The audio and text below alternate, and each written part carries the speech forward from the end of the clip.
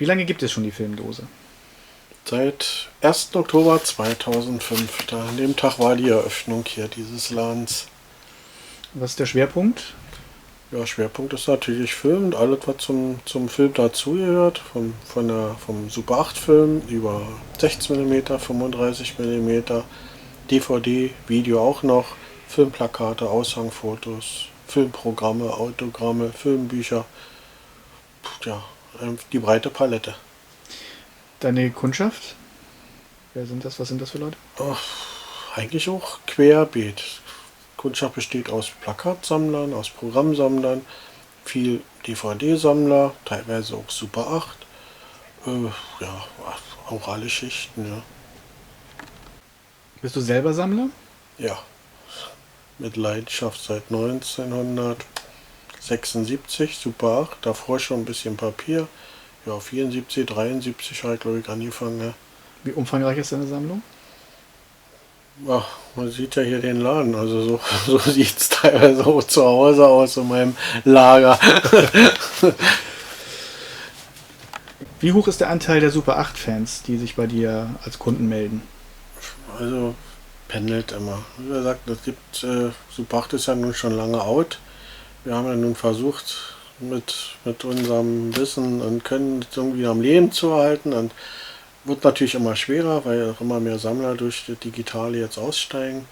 Teilweise sind es auf 16 mm Format umgestiegen, aber es gibt noch ein paar Super 8 Sammler, und immer wenn du eigentlich denkst, ach, jetzt passiert ja nicht mehr, jetzt ist Super 8 ganz am Boden, dann läuft es wieder urplötzlich so ein bisschen. Ja, im Augenblick ist wieder so ein kleines Hoch, aber das kann nächste Woche schon wieder anders sein, dann passiert wieder monatelang ja nichts. Wie groß ist die Super 8-Szene? Ja, ist weniger geworden. Also wir hatten noch vor ein paar Jahren, war eigentlich noch so von 2000 Sammlern noch die Rede, wovon 400 ernsthafte Sammler sind, die also noch regelmäßig Super 8 gekauft haben. Ich denke mal, was sich das jetzt in den letzten Jahren schon halbiert hat, wenn nicht sogar noch weniger. Kann man dich als Fundgrube bezeichnen? Ja, würde ich schon sagen, ja. Gibt es besondere Schätze, die du hast? Jetzt im Laden oder meiner Sammlung? Beides. Beides. Also Schätze im Laden, für den, der was sucht und was findet, ist alles dann ein Schatz, was er ergattern kann. Und zu Hause, ja sicherlich, klar hat man da seine Schätze, Zum Beispiel? sicherlich Unikate sind, ja im Super 8 Bereich sicherlich so Kopien, die damals nicht offiziell erschienen sind, wo es vielleicht nur 1, 2, 3, 4 Kopien maximal gab, wie zum Beispiel 2071 Mut ein bisschen gegen Roboter oder die Super 8 Komplettfassung von Perry Rodan, SOS aus dem Weltall in CinemaScope. Also es sind schon Schätze, ja. Wo kann man dich außerhalb deines Ladens noch antreffen?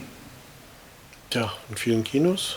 Ich bin ein leidenschaftlicher Kinogänger, kenne auch viele, die in Kinos arbeiten oder so ein eigenes Kino haben. Machst du auch Börsen? Filmbörsen sowieso, da mache ich auch eine eigene Börse hier in Berlin-Gopiastadt. Hier bin ich also immer vertreten, fahre auch jedes Jahr Ende September immer nach Leipzig zur Börse. Woanders habe ich es noch nicht hingeschafft, außer mal nach Brandenburg, aber das war mehr ein Ausflug.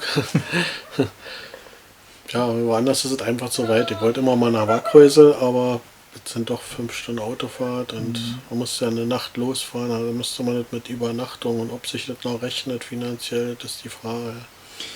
Wie ist die Kinolandschaft in Berlin? Wie würdest du sie einschätzen? Ist schon anders geworden. Also die schönste Kinolandschaft war eben so in den 70er Jahren, 60er sowieso, ja. Es haben ja viele Kinos zugemacht, wir haben auch viele Multiplexe, jeder Bezirk hat hier schon sein eigenes Multiplex, überall Luft derselbe Mist, würde ich mal sagen. Ja. Aber es ist noch ein bisschen was los, also man werden immer noch irgendwelche Events gemacht und man kann irgendwelche Trashchen-Sachen mal sehen in irgendwelchen Kinos, wo irgendwelche Reihen laufen. Also ist noch sehr, sehr vielfältig. Ja. Also langweilig ist es nicht.